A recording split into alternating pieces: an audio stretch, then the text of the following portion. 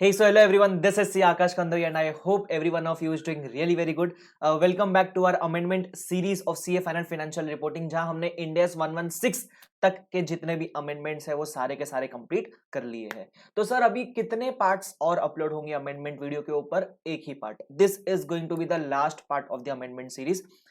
मैं आपको ऑनेस्टली बताता हूं, आपके जितने भी इंपॉर्टेंट अमेंडमेंट्स थे वो सारे ऑलरेडी कवर हो चुके हैं. अभी जो अमेंडमेंट्स आने वाले हैं वो बहुत छोटे छोटे अमेंडमेंट होंगे और काफी सारे टॉपिक्स में तो अमेंडमेंट है भी नहीं. वो सिर्फ वे ऑफ एक्सप्लेनिंग चेंज किया हुआ है. मतलब वो कंसेप्ट पहले भी एग्जिस्ट कर रहा था, सिर्फ उसको एक्सप्लेन करने का तरीका थोड़ा सा बेटर कर दिया गया. तो मैंने फिर भी उसको इंक्लूड कर लिया. तो वो ना ही वो एडिशन के लिस्ट में आता है ना ही वो अमेंडमेंट के लिस्ट में आता है, लेकिन वो इस नोट्स में एग्जिस्ट करता है, राइट. तो इसलिए वो सारा पार्ट अगर हम निकाल देंगे तो बहुत रेयरली 2 या 3 ऐसे मेजर अमेंडमेंट बचेंगे जो हमको यहाँ डिस्कस करने हैं, और जो भी इंपॉर्टेंट क्वेश्चंस है वो भी हम डिस्कस करेंगे. तो अगर देखा जाए तो हमारा ये लास्ट लेक्चर रहने वाला है जहां फिर हमारा सारा अमेंडमेंट खत्म हो जाएगा, राइट. चलो देखते हैं. तो सर आप ये बोल रहे हो क्या कि अगर हमारे अभी तक सिर्फ 12 पेजेस कंप्लीट हुए और टोटल अगर देखें तो अप्रोक्सीमेटली 45 पेजेस है, तो इतने सारे पेजेस एक पार्ट में हो जाएंगे? वापस से बता रहा हूं, सारे अमेंडमेंट नहीं है. काफी जैसे अपन इसका बात करेंगे ना, 28, 29, 30, ये जो 3 टॉपिक्स अगर आप देखोगे तो यही मेजर है 21 से लेके 42 के आसपास तक, बराबर.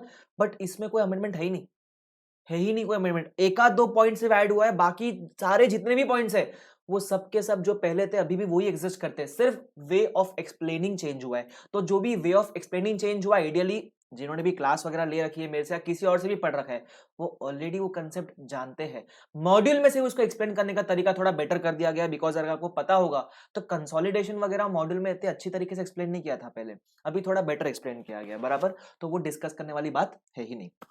तो इसलिए देखा जाए तो आपका मोटा मोटी 3 या 4 पॉइंट रहेंगे जो अपने को इसके अंदर डिस्कस करने हैं, और उसके अलावा जितने भी क्वेश्चंस है वो हमको डिस्कस करने हैं.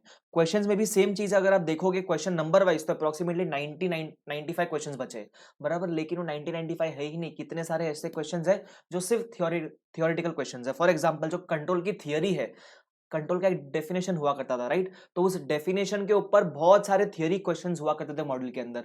मैक्सिमम क्वेश्चंस डाउट यही पूछते थे कि सर वो क्वेश्चंस पढ़ने हैं क्या. वो क्वेश्चंस आइडियली अगर देखो तो 70-80 क्वेश्चंस है, बराबर. अब वो 70-80 क्वेश्चंस में से एग्जाम में आने के चांसेस कितने? अब तक तो एक भी बार नहीं आया, और आएगा तो भी वो 16 मार्क का नहीं आएगा, वो 4 या 5 मार्क का केस स्टडी के बेसिस पे क्वेश्चन आ सकता है.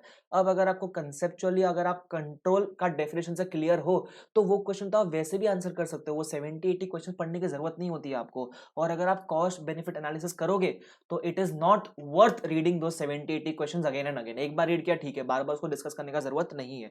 तो 90-95 क्वेश्चन जो बचे हैं उसमें से मेजरली सारे यही क्वेश्चन है. मैं आपको दिखा देता हूं मैं क्या बोल रहा हूं. अभी हम पेज नंबर इंडेक्स पे चलते एक बार. देखो इंडेक्स पे अगर हम देखेंगे तो हमारा 116 तक हो चुका है, बराबर. मतलब 122 क्वेश्चन तक हो चुका है. 123 से लेकर 215 क्वेश्चन तक बाकी है. अब देखोगे तो कितने सारे क्वेश्चन बाकी है? नहीं है कितने सारे क्वेश्चन. अगेन यही ये जो 3 टॉपिक है इधर इधर ही आपके मेजर क्वेश्चंस होते हैं, बराबर. देखो कम से कम भी 70-60 और क्वेश्चंस इधर ही कवर होते हैं. वो इंपॉर्टेंट है ही नहीं. क्यों? थियरी क्वेश्चंस है, मेजर थियरी क्वेश्चंस है. जॉइंट अरेंजमेंट वगैरह में तो जो पहले के जितने भी थियरी क्वेश्चंस थे मॉड्यूल के अंदर सारे निकाल के उसको मॉडिफाई कर दिया गया है, बराबर. तो इसलिए अगर हम देखेंगे तो कुछ ज्यादा एडिशन वगैरह है ही नहीं. इसलिए मैं बोल रहा हूँ ये एक पार्ट लास्ट रहेगा हमारा, उसके अंदर सब कुछ कंप्लीट हो जाएगा, ठीक है. तो अगर देखोगे तो जिसने भी ये लेक्चर तक देख लिया उसका आइडियली मैं बोल सकता हूँ 90-95% अमेंडमेंट कवर हो चुका है. ये लेक्चर देखने के बाद 100% कवर हो जाएगा, ठीक है. अच्छा, मैं एक और बात बता दूं, जो भी क्वेश्चंस मैंने ऊपर कराए उसमें कुछ मैंने होमवर्क में भी दिए थे जो बेसिक बेसिक क्वेश्चंस थे. अगर आपको किसी भी क्वेश्चन में डाउट आता है तो आप मुझे कॉन्टैक्ट कर सकते हो, सॉरी, बराबर. और आने वाले क्वेश्चन में भी आपको अगर डाउट आता है, जो सपोज मैं होमवर्क में देता हूँ या जो मैं बोलता हूँ बेसिक बेसिक क्वेश्चन आप अपने एंड पे उसको कवर कर सकते हो, अगर उसमें भी किसी को डाउट आता है तो बिंदास आप मुझे कांटेक्ट कर सकते हो, ठीक है. चलो, so without wasting any time let's start. सबसे पहला है हमारा share based payment. Share based payment के अंदर कोई भी कंसेप्ट का एडिशन नहीं है. क्या क्वेश्चन का एडिशन है? यस, एक क्वेश्चन का एडिशन है. वो क्वेश्चन हम डिस्कस करेंगे, ठीक है. तो 102 अपना फटाफट खत्म हो जाएगा. आते पेज नंबर 94 के ऊपर आ जाओ फटाफट.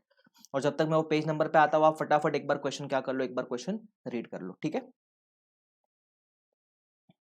ये रहा, यहाँ मैंने लिख के रखा है. यस मतलब हम उसको डिस्कस क्लास में करेंगे, बराबर. एक होगा यस, एक होगा एलडीआर. एलडीआर आपके लिए इंपॉर्टेंट रहने वाला, और एक रहेगा होमवर्क. होमवर्क आपको रीड करना है, ठीक है.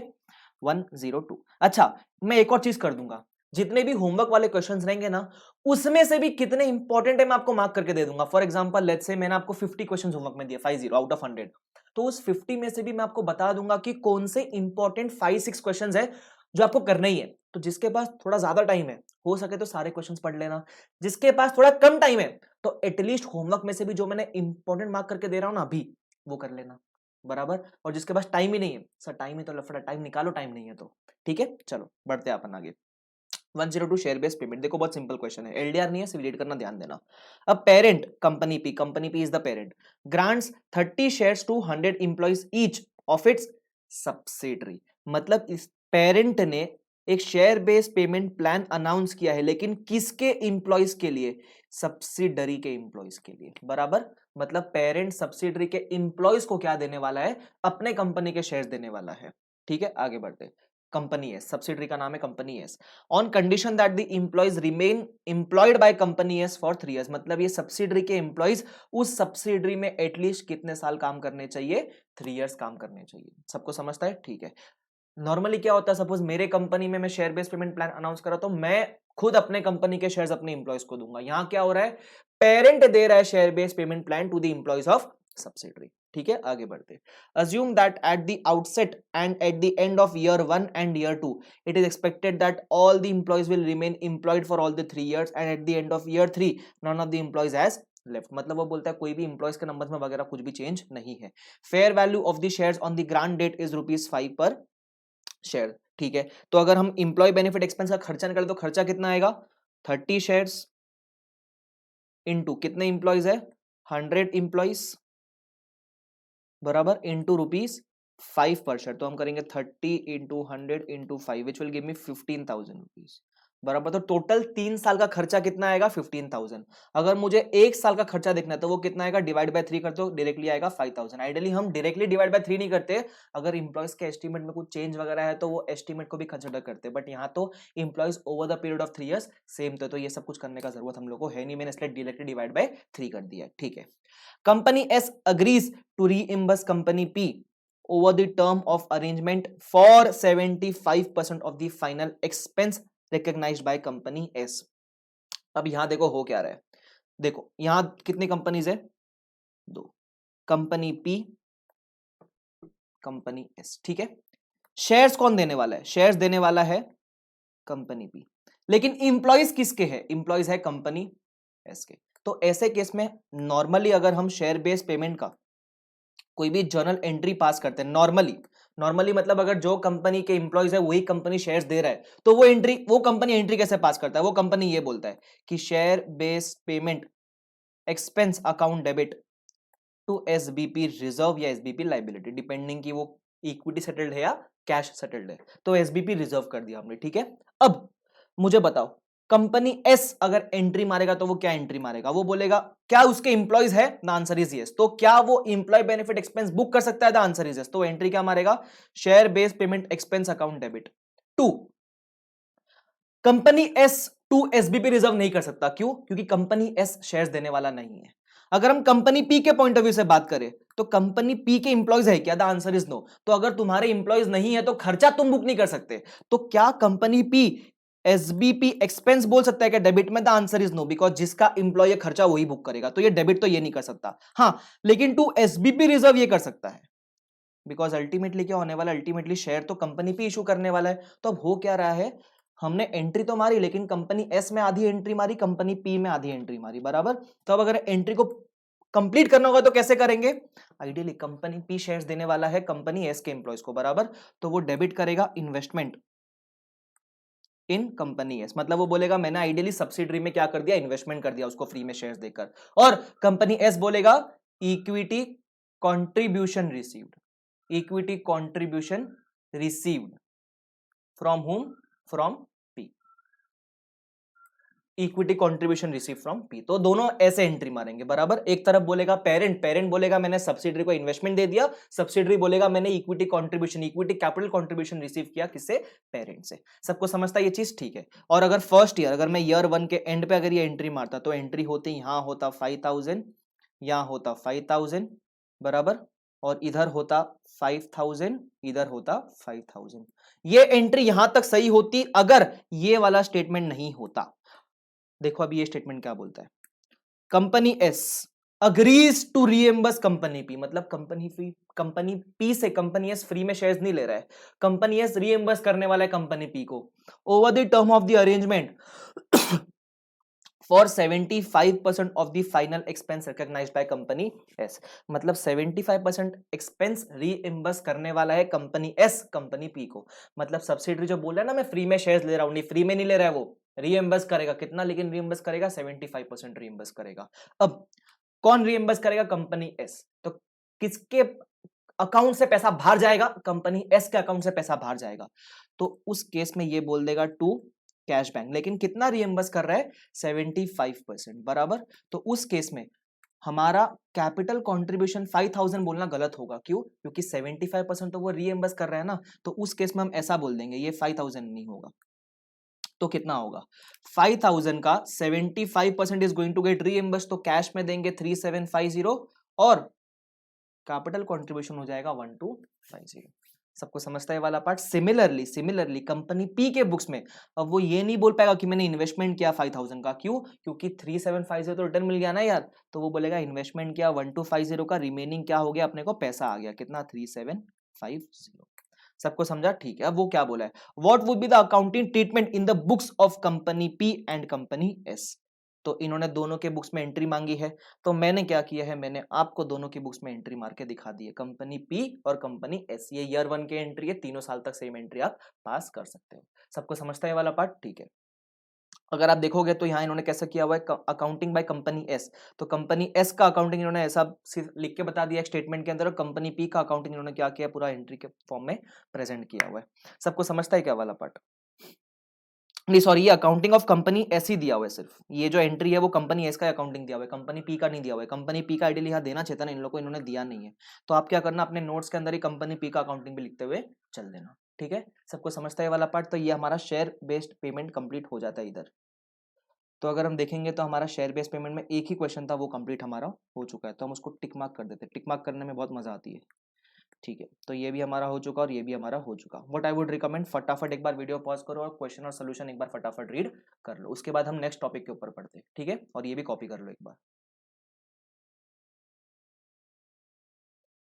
चलो done. So let's move on to the next topic which is Ind AS 103।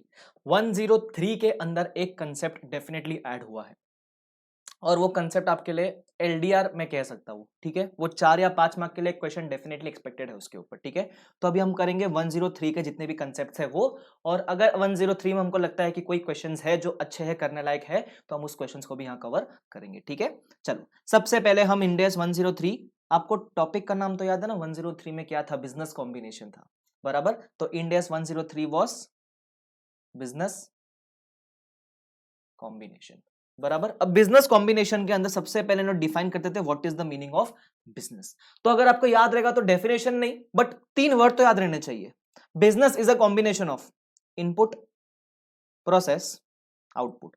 मतलब अगर आपने किसी कंपनी के इनपुट और प्रोसेसेस एक्वायर कर लिए, अगर आपने किसी कंपनी के इतने असेट्स या इतना कुछ एक्वायर कर लिया, जिससे आप ऐसा बोल सकते हो कि मैंने इस कंपनी का इनपुट प्लस प्रोसेस एक्वायर कर लिया, जिससे I will be able to generate output in the form of returns, in the form of dividends, और इट कैन बी एनीथिंग।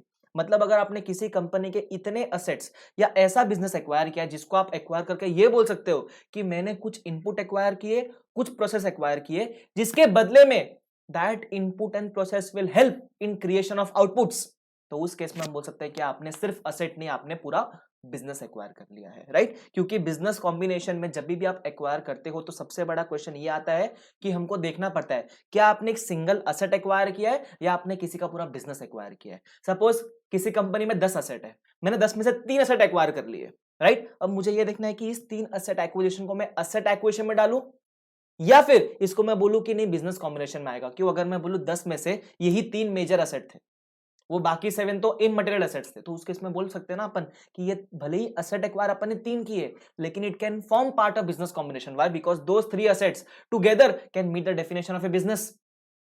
सबको समझता है क्या ये वाला पार्ट? ठीक है, तो इसलिए बिजनेस का डेफिनेशन ये ऑलरेडी था पहले से कि इनपुट प्रोसेस आउटपुट। अगर आपने किसी कंपनी के, अब बिजनेस कंसिस्ट ऑफ, देखो यहां क्या बोलता है, inputs and process apply to those inputs that have the ability to create output. मतलब ऐसे इनपुट प्रोसेस एक्वायर किए जो डायरेक्टली आउटपुट क्रिएट कर सकते हैं, तो हम बोलते हैं कि हमने बिजनेस एक्वायर किया। ठीक है, ये पहले था content before amendment, this was before amendment. अब अमेंडमेंट के बाद थोड़ा सा चेंज हो गया है। मैं बताया था ना फर्स्ट लेक्चर में बिजनेस के डेफिनेशन में कुछ चेंज हुआ है, देख लो डेफिनेशन में चेंज किया है, कंटेंट आफ्टर अमेंडमेंट। जो येलो हाईलाइट किया हुआ है वो चेंज है, ध्यान से देखना। हम देखते हैं पहले क्या था। पहले बोलता था कि input process apply to those inputs that have the ability to create output, मतलब वो बोलता था डायरेक्टली आउटपुट क्रिएट करना चाहिए, बराबर। अमेंडमेंट के बाद वो ये बोलता है कि inputs process apply to those inputs that have the ability to contribute to creation of outputs. अब इसका मतलब क्या है? एक तो जब ऊपर बिफोर अमेंडमेंट था तो बोलता था directly it should result in creation of outputs. Second वाले में बोलता है कि it should contribute to creation of output. For example ऐसे कुछ कुछ प्रोसेस होते हैं, ऐसे कुछ कुछ असेट्स होते हैं जो डायरेक्टली आउटपुट क्रिएट नहीं करते हैं, बराबर, but together as a whole they help the other assets in creation of output, बराबर। तो इसलिए एक थोड़ा सा मैं ऐसा बोल दूं थियोरिटिकल चेंज है, they help have the ability to contribute to the creation of outputs. ये एक छोटा सा चेंज है, और नीचे ये जो चेंज हुआ है वो उतना कुछ रेलिवेंट नहीं रखता है, ठीक है। बट ये कंट्रीब्यूट वर्ड जो है वो ऐड हो चुका है। मतलब अगर आपको आंसर में कभी बिजनेस का डेफिनेशन कोट करना रहा तो ये ध्यान रखना सिर्फ, ठीक है। ये एक बेसिक सा क्या था, एडिशन था।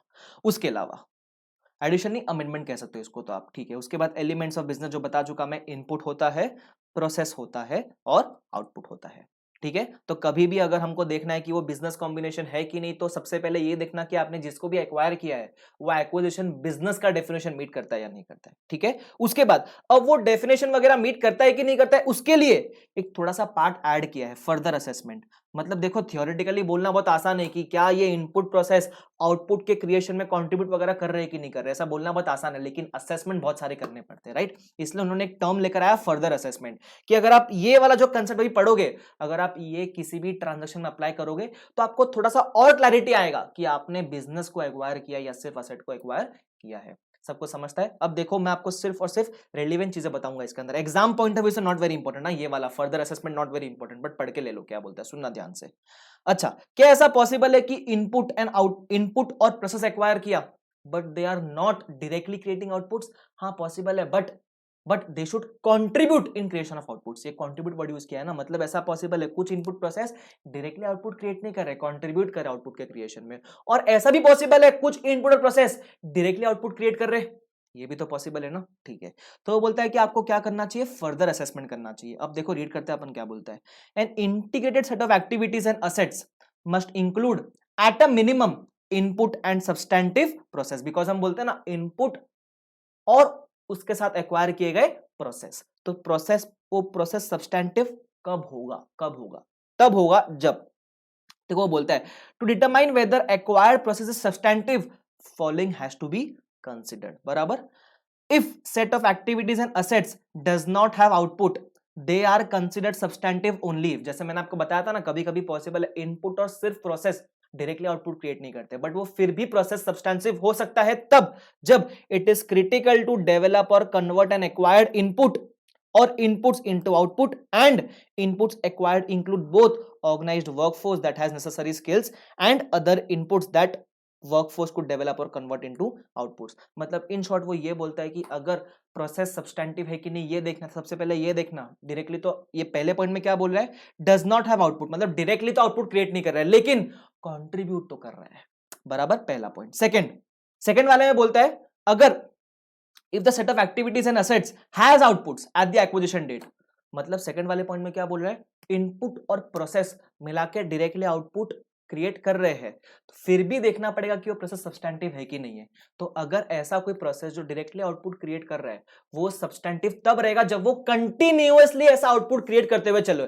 ऐसा नहीं है कि वो प्रोसेस ने सिर्फ एक वन टाइम आउटपुट क्रिएट किया और उसके बाद उसने ना ही कंट्रीब्यूट किया आउटपुट के क्रिएशन में और ना ही कोई एक्स्ट्रा इन्होंने आउटपुट क्रिएट किया, बराबर, ऐसा नहीं होना चाहिए। तो इसलिए सबसे पहला पॉइंट ये था कि अगर कोई भी इनपुट या प्रोसेस डायरेक्टली आउटपुट क्रिएट नहीं करता है तो it should at least contribute indirectly for creation of outputs. Second वाले पॉइंट में यह बोलता है कि अगर इनपुट और प्रोसेस डायरेक्टली आउटपुट क्रिएट करते हैं तो वो सब्सटेंटिव तभी गिने जाएगा जब वो कंटिन्यूअसली आउटपुट क्रिएट कर सकते हैं। देखो ये बोलता है ability to continue producing outputs, सबको समझता है ये वाला पार्ट? डन। वापस बता रहा हूं, एक बार पढ़ के छोड़ देना, नॉट वेरी इंपॉर्टेंट।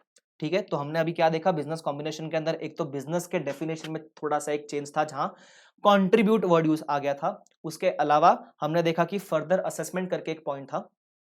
वो फर्दर असेसमेंट किसके लिए? जब हम बोलते हैं इनपुट और process should lead to creation of output, तो वो प्रोसेस सब्सटेंटिव कब हो गए? बराबर, सब्सटेंटिव प्रोसेस का नीचे बात किया गया था। ठीक है, उसके बाद हमारा आखिरी पॉइंट, ये लास्ट पॉइंट एक ऐड हुआ है इन बिजनेस कॉम्बिनेशन। अब वो क्या बोलता है? Concentration test.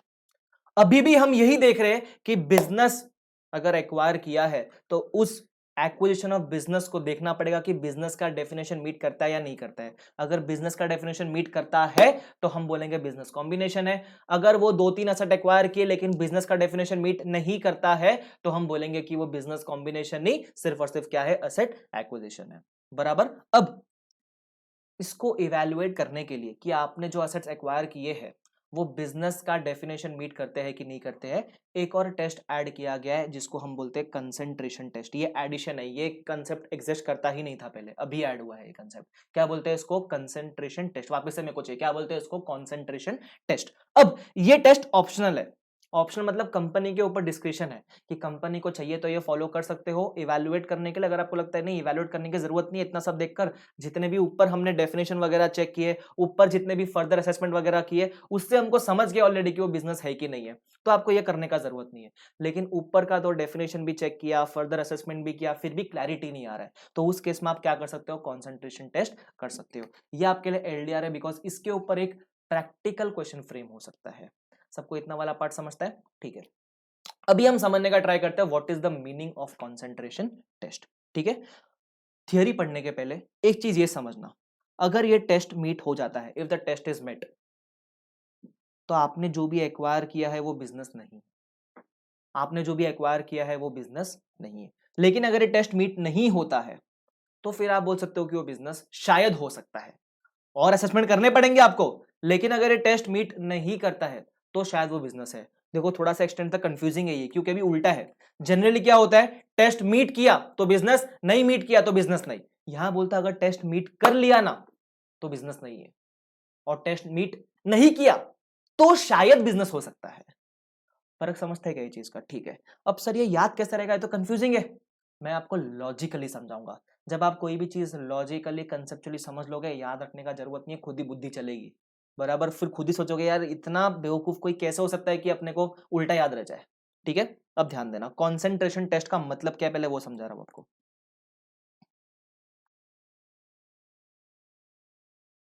कॉन्सेंट्रेशन टेस्ट, ठीक है। एग्जाम्पल के तो चलूंगा, ध्यान देना। सबसे पहला एग्जाम्पल के तो समझा रहा हूं, सुनना एग्जाम्पल क्या है। सपोज मैंने किसी कंपनी को एक्वायर किया, सपोज एके लिमिटेड एक्वायर्स रिलायंस लिमिटेड। अब कैसे एक्वायर किया? मैंने रिलायंस के शेयर्स परचेस कर लिए क्या? नहीं, मैंने रिलायंस के जितने भी असेट लाइबिलिटी थे, असेट्स एंड लाइबिलिटीज, वो क्या कर लिए? मैंने परचेस कर लिए। देखो किसी भी कंपनी को एक्वायर करने के दो तरीके होते हैं। एक तो अमालगमेशन वाला तरीका, जहां अपन ने उस कंपनी को एक्वायर किया, उस कंपनी को बंद करवा दिया और अपनी कंपनी एग्जिस्टिंग है। बराबर, वो अमालगमेशन जो अपन आईपीसीजे में सीखते थे। बराबर, जहां मैंने उस कंपनी के असेट लाइबिलिटी परचेस कर लिए। एक तरीका होता है कि मैंने किसी कंपनी को कैसे परचेस किया? मैंने उस कंपनी के सारे शेयर्स परचेस कर लिए। तो उस केस में वो कंपनी अभी भी एग्जिस्टिंग है लेकिन उसका सारा कंट्रोल मेरे पास है। बराबर, तो हम दो तरीके से कंपनी एक्वायर कर सकते हैं। या हम जब बात करें तो हम कौन से तरह का एक्विजिशन का बात कर रहे हैं? जहां मैंने किसी कंपनी का एक्वायर किया उसके असेट लाइबिलिटी परचेस करके। ठीक है, तो मैंने क्या किया? मैंने रिलायंस के सारे असेट लाइबिलिटी परचेस कर लिए। अब सुनना, मैंने उसके असेट में क्या क्या परचेस किया। ठीक है, ध्यान से सुनना, बहुत इंपॉर्टेंट है। मैंने ना उसके जितने भी बिल्डिंग्स थे, बहुत सारे बिल्डिंग्स थे, वो सारे परचेस कर लिए। कितने में परचेस किए? 100 करोड़ में परचेस कर लिए। ठीक है, उसके अलावा मैंने इसके पास कुछ फर्नीचर थे, उसका फेयर वैल्यू कितना था फर्नीचर का? तो फर्नीचर का fair value was only 10 lakhs। 10 lakhs नहीं बोलते, चलो 1 CR बोल देते। ठीक है, उसके अलावा मैंने और क्या परचेस किया? इसके पास लेट से बहुत सारे डीटीए पड़ा था, डीटीए।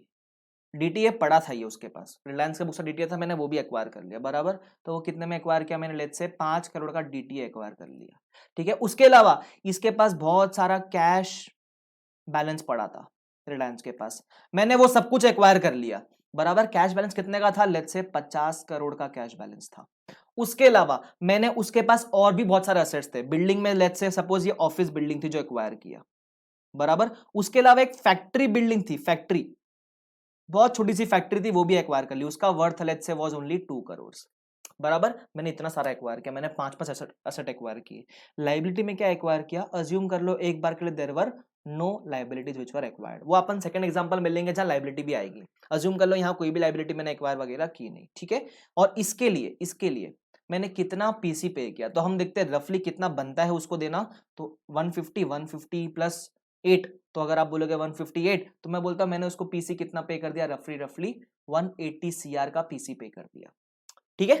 तो मैंने कंपनी के एसेट लायबिलिटी एक्वायर किए और उसको मैंने पीसी दे दिया 180 सीआर का, सबको इतना समझता है, ठीक है। अब क्या हमको इवैल्यूएट करना पड़ेगा कि हमने किसी बिजनेस को एक्वायर किया, किसी असेट्स को एक्वायर किया, हाँ इवैल्यूएट तो करना पड़ेगा। तो उसके लिए हम अभी आएंगे कंसंट्रेशन टेस्ट के ऊपर, वो पीछे के इनपुट प्रोसेस आउटपुट वगैरह एक बार भूल जाओ, हमको देखना है कि कंसंट्रेशन टेस्ट क्या होता है बराबर। तो सुनना, कंसंट्रेशन टेस्ट क्या बोलता है।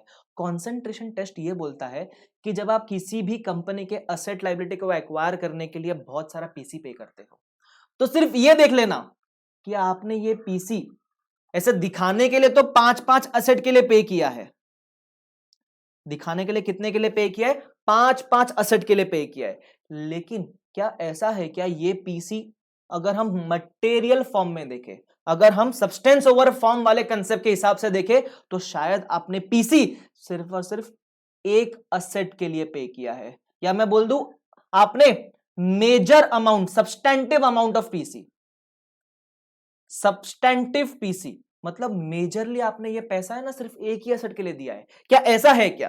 तो वो बोलता है ये इवैल्यूएट करने का। अगर सपोज आप दिखा रहे हो कि आपने 5 एसेट एक्वायर किए, लेकिन ऐसा लग रहा है कि दिखने में 5 है लेकिन सब्सटेंटिवली, सब्सटेंटिव का मतलब ऐसा अज्यूम कर लो मोर देन 90%, क्या ऐसा है क्या कि मोर देन 90% पैसा आपने सिर्फ एक ही एसेट के लिए पे किया है। अगर ऐसा है तो कंसंट्रेशन टेस्ट मीट कर जाएगा। कंसंट्रेशन का मतलब वो ये बोल रहा है कि दिखाने के लिए आपने बहुत सारे एसेट परचेज किए, लेकिन आपने ये सारा जो पैसा दिया है वो सिर्फ एक एसेट के लिए दिया है। अगर ऐसा है तो टेस्ट मीट कर जाएगा।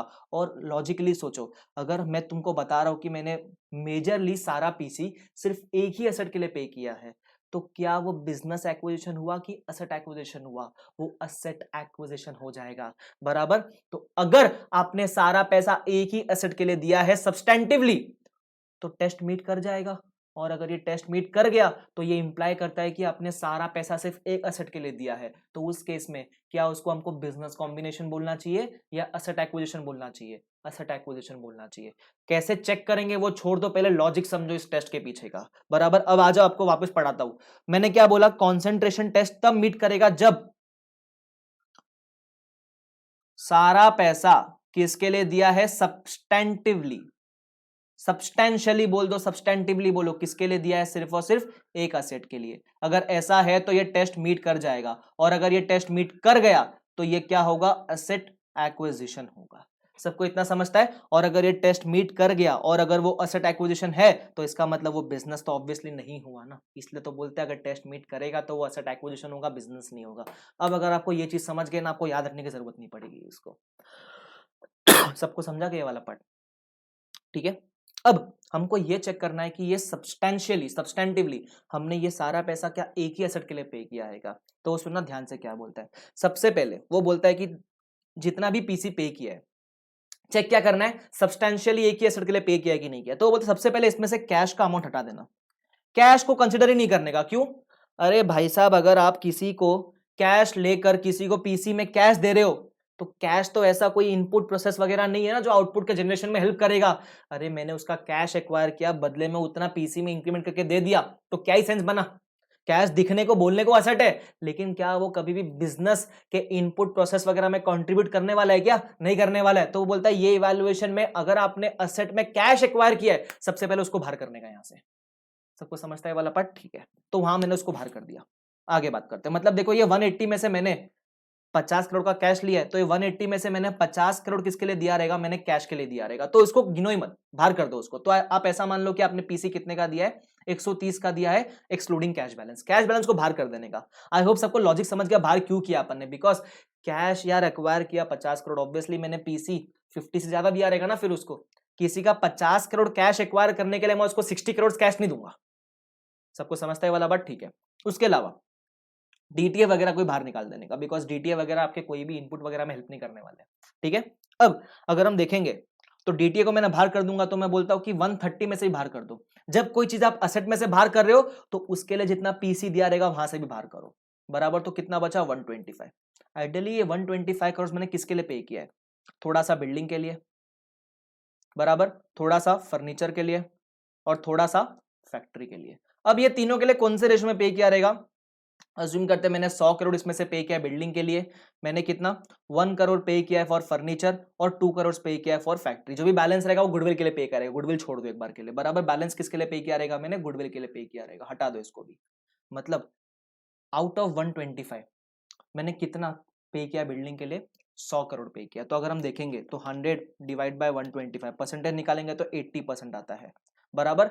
अब मैंने बोला था सब्सटेंशियली मतलब 90 के ऊपर अज्यूम करो, तो उस केस में अगर हम देखेंगे तो क्या है, सब्सटेंशियल है, द आंसर इज नो। लेकिन मैंने बोला था 90 के ऊपर अज्यूम करो, स्टैंडर्ड बोलता है substantial is a subject matter of, क्या बोलते हैं उसको, कंपनी के ऊपर डिस्कशन होता है। किसी कंपनी के लिए कुछ अमाउंट सब्सटेंशियल हो सकता है, किसी कंपनी के लिए अमाउंट सब्सटेंशियल नहीं हो सकता है। कोई कंपनी ऐसा आके बोलेगा कि मेरे लिए तो 75% भी सब्सटेंशियल है, बराबर। तो उस केस में एक बार के लिए ऐसा मान लो कि ये 80% इज सब्सटेंशियल, बराबर। वो कंपनी टू कंपनी वेरी कर सकता है, हर कंपनी का अलग अलग जजमेंट हो सकता है, it is a matter of judgement, बराबर।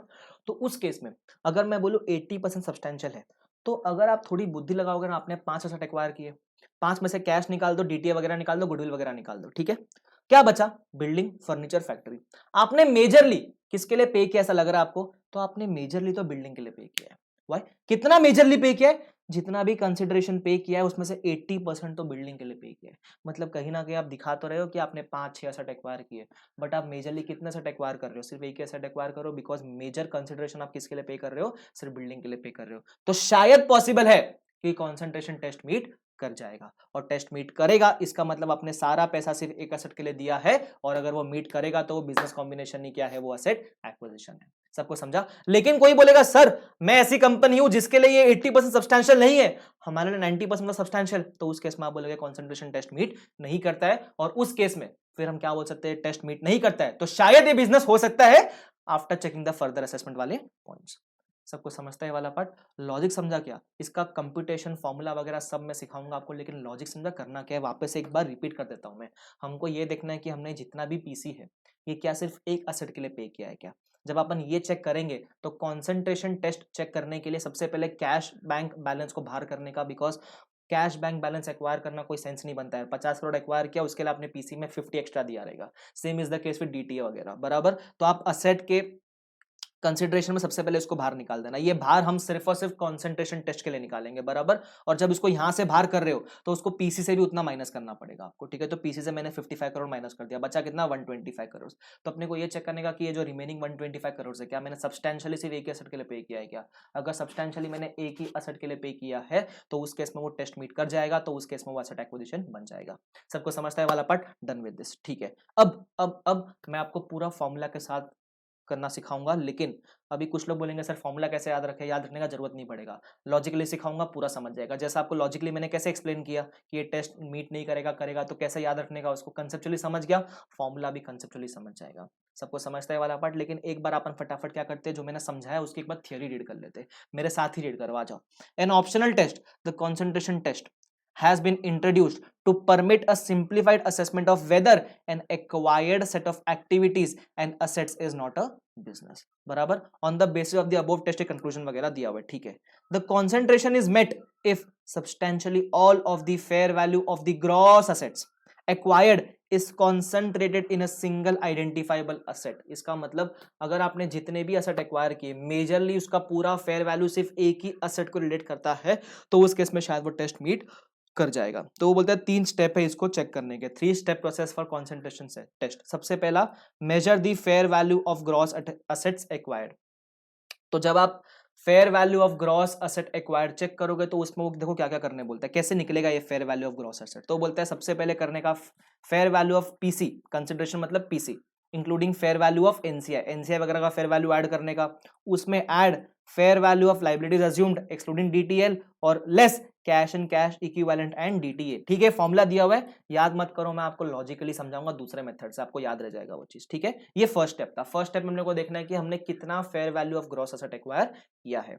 सेकंड हमको क्या चेक करना है, सेकंड हमको देखना है identify the single identifiable asset और ग्रुप ऑफ सिमिलर असेट। जैसे मैंने बताया था ना, मेरे केस में कितने ग्रुप बन गए, office building is one group, furniture is one group, factory is one group. अच्छा, मैंने office building 1, office building 2, office building 3 acquire किया, तो ये office building 1 2 3 will become one group. तो आप ये मत मतलब 3 असेट एक्वायर किया, बोलने का मैंने एक ही ग्रुप ऑफ असेट एक्वायर किया है। सबको समझा? ठीक है, तो आइडेंटिफाई सिंगल आइडेंटिफाइबल असेट्स और group of similar identifiable assets. Because similar identifiable asset का मतलब अगर ऑफिस बिल्डिंग 1 2 3 एक्वायर किया तो वो ऐसा मतलब 3 असेट है, बोलना एक ही असेट है, because they will form a similar group of identifiable assets. ठीक है, तीसरा, determine if substantially all of the value determined in point A is concentrated in value determined in point B. If yes, then it is an asset acquisition, otherwise needs to assess business definition as per Ind AS 103। ठीक है, बोला हुआ है, वापस बाद में जाके check करने का। जैसे मैंने कैसे चेक किया था कि अभी जितना बचा 125, उसमें से अपन कैसे देखेंगे कि सब्सटेंशियली एक एसेट के अंदर वैल्यू वगैरह है या नहीं है। ठीक है, कोई दिक्कत नहीं है। अगर आपको जितना मैंने समझा उसका 20-30% भी समझ गया, अभी तक के लिए बहुत हो गया। क्यों? अभी एग्जाम्पल के थ्रू अच्छी तरीके से समझाऊंगा करना क्या है अपने को। ठीक है, इधर आ जाओ, एग्जाम्पल के थ्रू समझने का ट्राई करते हैं कैसे करेंगे। Entity A holds interest in entity B, 20% interest in entity B. Entity A का कितना इंटरेस्ट है? 20% एंटिटी बी में इंटरेस्ट है। Subsequently entity A further acquires 50% share in entity B by paying how much? By paying 300 crore. ठीक है, पहले कितना था? पहले था हमारे पास 20%, अभी कितना एक्वायर कर लिया? 50%, टोटल कितना हो गया? 70%। ठीक है, ये हमने अभी एक्वायर किया, तो इसके लिए पीसी पे किया रहेगा, बराबर। ये प्रीवियसली हेल्ड इन्वेस्टमेंट है, this is previously held investment, बराबर। तो ये हमारा शेयर हो गया। 30% किसका शेयर हो जाएगा? 30% हो जाएगा किसका शेयर? एनसीआई का शेयर। अभी हमने पीसी कितना पे किया? हमने पे किया है 300 करोड़ का पीसी। ठीक है, 300 करोड़ का पीसी। आगे बढ़ते, the fair value of asset acquired and liability assumed R S follows. हमने क्या क्या असेट एक्वायर किया? हमने बिल्डिंग एक्वायर किया है 1000 वर्थ का, cash and cash equivalent acquire किया है 200 करोड़ का, लाइबिलिटीज एक्वायर की है 800 करोड़ की, डीटीएल आया है 150 करोड़ का। ठीक है, तो हम देखते हैं क्या क्या हमने एक्वायर किया है। हमने असेट्स एक्वायर्ड,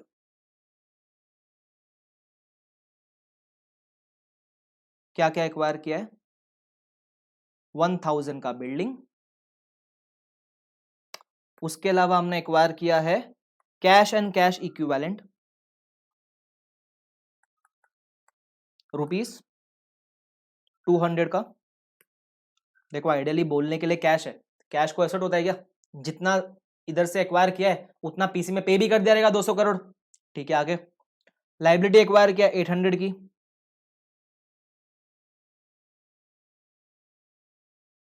डीटीएल भी है कुछ 150,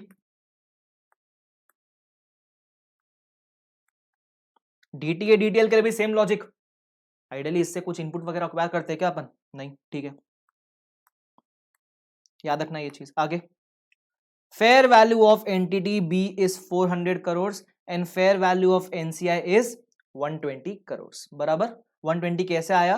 पूरे एंटिटी बी का फेयर वैल्यू अगर 400 करोड़ है तो उसमें से 30% एनसीआई के पास है, तो प्रोपोर्शनली 30% कंप्यूट कर लिया, कितना? 120 आ गया।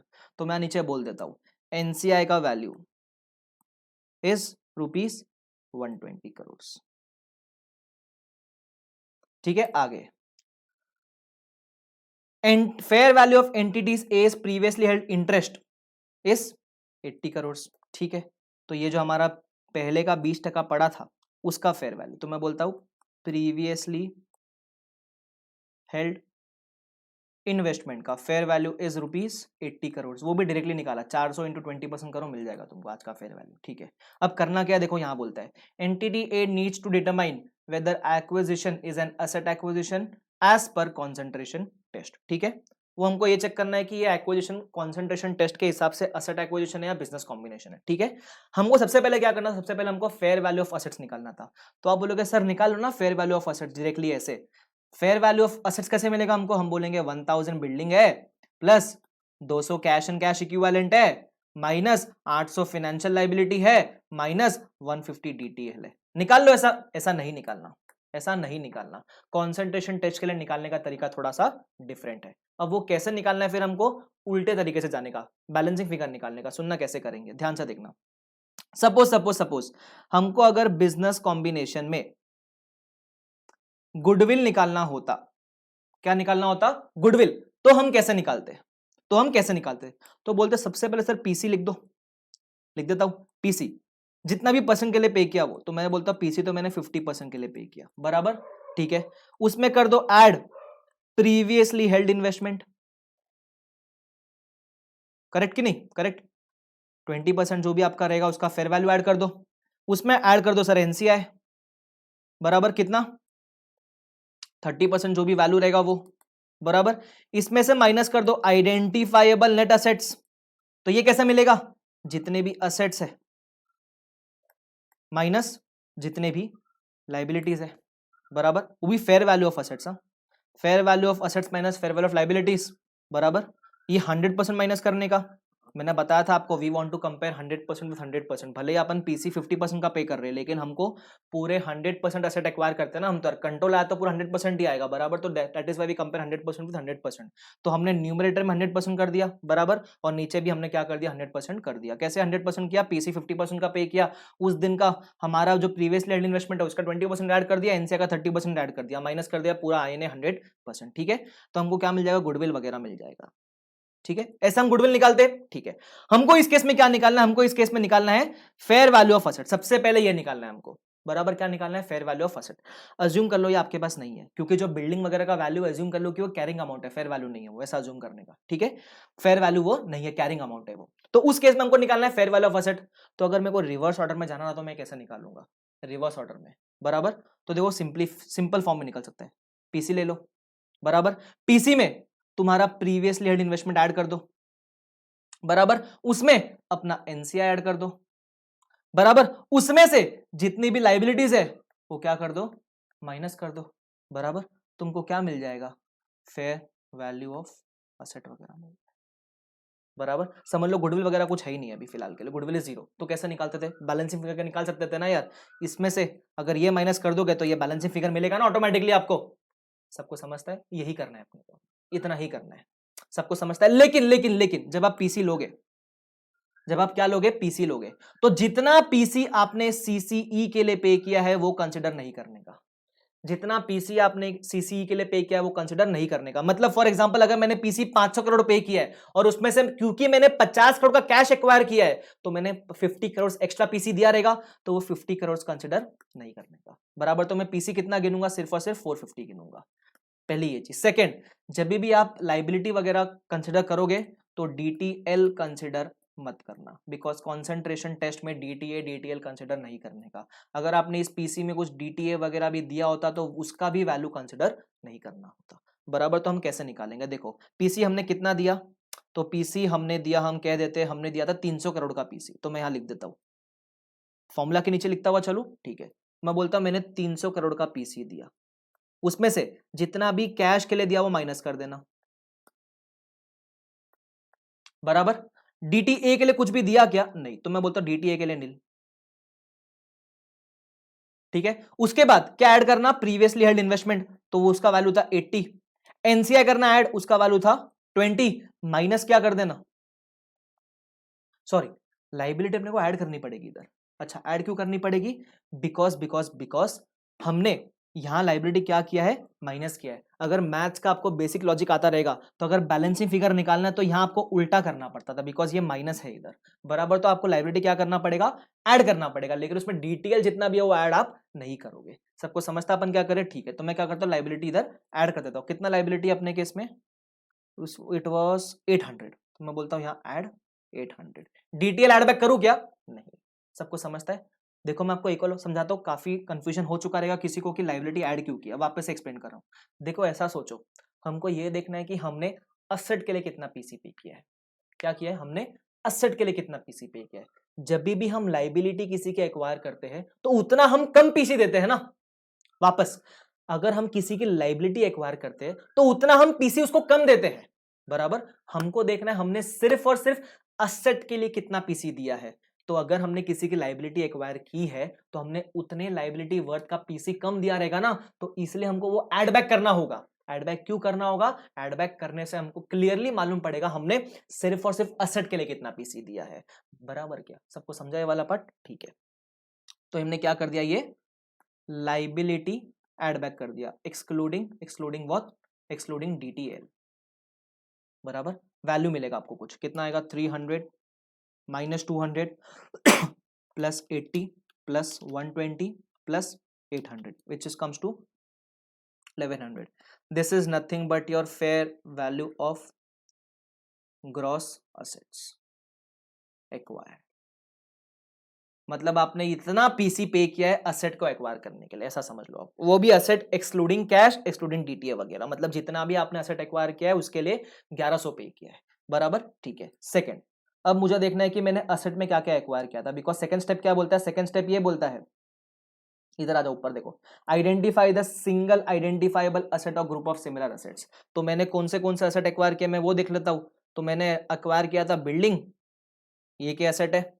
ये तो कंसिडर करना नहीं है, ये असेट नहीं है और ये भी कंसिडर करना नहीं है, बराबर। तो मैंने बिल्डिंग एक्वायर किया था, तो कहीं ना कहीं मैंने 1100 जो पे किया है, 1000 किसके लिए बिलोंग करता है? वो बिल्डिंग के लिए बिलोंग करता है। तो अगर हम देखेंगे टोटल परसेंटेज देखे तो percentage comes to 1000 divide by 1100 which is 90.9% approximately. मतलब मैंने कहीं ना कहीं जो 1100 का फेयर वैल्यू कंसिडर किया है पीसी पे करता किसी भी एसेट का, उसमें से 1000 तो बिल्डिंग को बिलोंग करता है सर। तो उसमें से अगर मैं ऐसा बोलूं, अब ये कॉन्सेंट्रेशन टेस्ट मीट करता है कि नहीं करता है, तो देखना पड़ेगा इज दिस सब्सटेंशियल। तो अगर हम बोलेंगे ये सब्सटेंटिव है, सब्सटेंशियल है, तो उस केस में ये टेस्ट मीट कर जाएगा, टेस्ट इज मेट। तो अगर टेस्ट मीट करेगा तो is this a business combination? The answer is no, this is a asset acquisition. सबको समझता है? तो अगर किसी को ये वाला तरीका थोड़ा इजी लगता है, जहां अपन ने क्या किया, जहां अपन ने जो गुडविल निकालने का फॉर्मूला है उसी को यूज किया, पीसी मैंने कंसिडर किया, प्रीवियस लेड इन्वेस्टमेंट ऐड किया, एनसीआई ऐड किया, और बिकॉज यहाँ माइनस आता है और लाइबिलिटी अपन यहाँ माइनस करते हैं तो वो रिवर्स हो जाता है ऑटोमेटिकली उस केस में। तो क्या करना पड़ेगा अपने को? ऐड करना पड़ेगा उस केस में।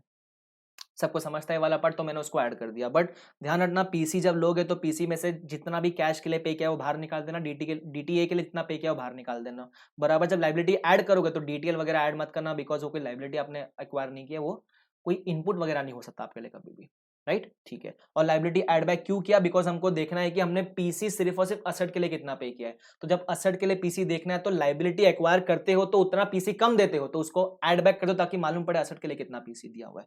तो आइडियली मैं देखूं तो मैंने जितना भी पीसी दिया है for fair value of assets acquired, उसमें से सबसे मेजर एक बिल्डिंग है, बिल्डिंग के लिए ही मैंने 90% ऑफ द पीसी पे कर दिया है, बराबर। तो इस केस में उस टेस्ट मीट कर रहा है और वो बिजनेस कॉम्बिनेशन नहीं हो सकता। सबको समझता है वाला पार्ट? ठीक है। तो अगर हम सोल्यूशन देखें, सोल्यूशन कैसे किया हुआ है, देखो फॉर्मूला लगाया हुआ, अगर आपको फॉर्मूला याद रहता है वैसा वाला तो वो करो, मेरा वाला लॉजिक याद रहता है तो वो करो। देखो क्या बोलता है, फेयर वैल्यू ऑफ कंसिडरेशन मतलब PC including fair value of NCI and previous land investment, वो अपन ने किया। उसमें भी ऐड करने का fair value of liability assume, जो एक्सक्लूडिंग डीटी अपन ने ऐड किया, माइनस क्या करने का, माइनस करने का cash and cash equivalent. Fair value of gross asset कितना आ गया अपने को? 1100। तो अभी इन्होंने भी निकाला, इनका आया 91%, 90.9%, 91%, ठीक है। तो क्या बोलता है, judgement is required to conclude on the word substantially as the same is not defined in the standard. In our view we have considered 90% of the value as substantial to conclude the above transaction as asset acquisition. Why? Because concentration test has been met. सबको समझाया वाला part? ये example आपके module का ही example है, इसको आप LDR mark करोगे। कंसंट्रेशन टेस्ट के ऊपर कोई भी इलस्ट्रेशन नहीं है, सिर्फ एग्जांपल है, तो ये एग्जांपल 4 मार्क का डेफिनेटली एग्जाम के अंदर आपको दिख सकता है। तो अगर आपको चाहिए तो आप ऐसा कुछ कॉपी कर सकते हो, अगर आपको ओफू के पॉइंट ऑफ व्यू से लिखना है तो। सबको समझता है क्या वाला पार्ट? Done with this. तो ये हमारा बिजनेस कॉम्बिनेशन का जो एक कंसेप्ट ऐड हुआ है, और जो इसके ऊपर एक क्वेश्चन था इलस्ट्रेशन फॉर्मेट में नहीं था, एग्जांपल फॉर्मेट में था, वो भी आपने क्या कर लिया है, डिस्कस करके कंप्लीट कर लिया है। किसी को भी कुछ क्वेरी रहेगा तो you can get back to me, ठीक है। तो ये अपना हो गया। अभी हम देख लेते हैं 103 में क्या कोई इलस्ट्रेशन है क्या जो हमको डिस्कस करना पड़ेगा, ठीक है। तो ये एक हम इलस्ट्रेशन डिस्कस करेंगे 124, ठीक है। ये जो आपने ऊपर जितने भी अमेंडमेंट डिस्कस किए उसके रिलेशन में नहीं है, ये ऑलरेडी एक एग्जिस्टिंग कंसेप्ट था, उसके ऊपर एक क्वेश्चन वगैरह आया है। बहुत सिंपल सा क्वेश्चन है, ये अपन फटाफट डिस्कस कर लेते हैं, ठीक है। आ जाओ। Business combination achieved by contract alone. देखो क्या बोलता है, Sita limited and beta limited, वाह, decides to combine together forming a dual listed corporation as per the shareholder agreement. Both the parties will retain original listing and board of DLC will be comprised of 10 members out of which 6 members will be of Sita and 4 members will be of Beta. तो अगर 10 member है, 10 board of directors के members है, 6 किसके है, सीता के, तो control किसके पास आया, सीता के पास आया। लेकिन ये कंट्रोल आया है through acquiring shares, no, through contract. Contract के थ्रू सिर्फ और सिर्फ क्या आया इसके पास, कंट्रोल आया। मतलब स्टेक 1% का भी नहीं है लेकिन कंट्रोल पूरा पूरा है, बराबर, because control can never be partial, control या तो नहीं होगा या तो होगा, तो कंट्रोल इसके पास पूरा 100% का है। आगे बात करते हैं, ठीक है। The fair value of Sita is 100 crore, fair value of beta limited is 80 crore. Sita के पास किसका कंट्रोल आया, सीता के पास ये डुअल लिस्टेड एंटिटी का कंट्रोल आया। आइडियली उसके पास बीटा का भी कंट्रोल आ गया, बराबर, because DLC is a combination of Sita and beta, ठीक है। आगे बात करते हैं। तो फेयर वैल्यू ऑफ सीता कितना है, 100 crore, fair value of Beta कितना है, 80 करोड़। ये आइडियली रिवर्स एक्वेशन वाला कंसेप्ट में चले गए अपन, ठीक है। आगे, the fair value of net identifiable assets of Beta is 70 crore, ठीक है। Assume NCI to be measured at fair value, ठीक है। आगे, you are required to determine the goodwill to be recognised on acquisition, ठीक है। गुडविल निकालना है, चलो बुद्धि लगाओ, गुडविल हम कैसे निकालते हैं, computation of goodwill,